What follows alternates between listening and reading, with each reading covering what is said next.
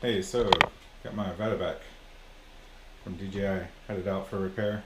Uh, they had it for about 3 weeks, almost to the day, 3 weeks, and it was about $100 for them to repair it. Though that was $9 extra for props because I took the props off. Their description directions were a little confusing. I guess they said don't send props, which I think they just meant don't send extra props.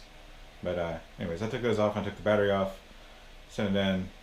They added props, so it was actually like $91 total for them to replace the downward vision sensor. Now, they didn't actually replace it. So I sent it in, downward vision sensor bad, and also the ribbon cable because I'd messed it up.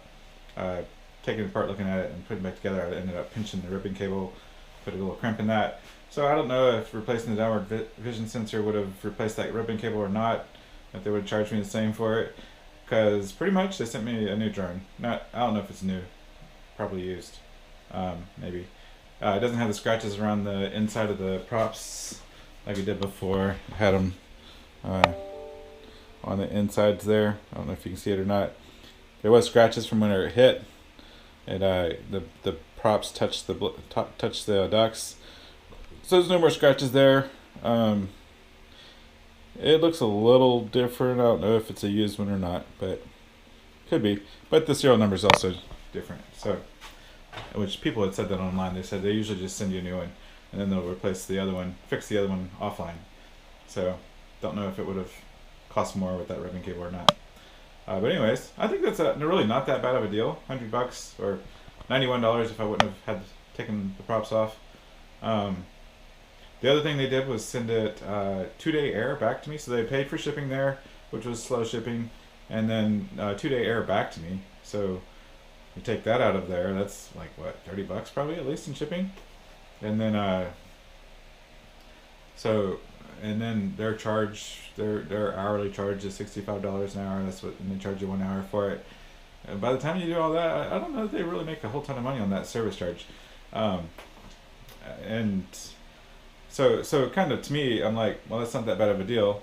The bad part is, of course, being without your drone for three weeks.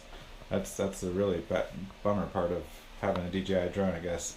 Don't crash it too often because you'll be without it for a long time. But yeah, the charge thing is like, well, should you be getting DJI Refresh? Well, that's like $80 for the DJI Refresh plus another $30, which would be $110 for this first time of when I want to send it in, and they gave me a new drone back, which is basically what they just did anyways. So I paid $91. You would have paid $110 for your first time. Second time, of course, you would only paid another $40, I think, to if you had to get your drone fixed twice. Well, then it's cheaper than me having to send it in twice. And of course, it depends also on the damage. What was damaged, how expensive were the parts, and all that kind of stuff. But I guess I'm one of those people who doesn't buy insurance when I don't have to. If you can afford to replace it, it's probably better for you to just do it out of cash, out of pocket, because they're doing the insurance to make money. So I really don't think they made a whole lot of money by doing just the replacement like I just did. Me paying $100. And also while it was there, they're like, okay, now your drone's refreshed. Why don't you buy the Care Refresh, DJI Care Refresh? You have 48 hours or 72 hours to buy it, and now they're telling me I have 48 hours to buy it. So they're obviously making money with the Care Refresh. They're banking on the fact that you're not going to send it in that many times, if ever. So I'm banking on the fact that I'm not either. So I'm not going to buy that junk. So anyways, glad to have my drone back. The DJI, repair, I have no complaints there except for, of course, it takes a while. And, it's just what it is, really.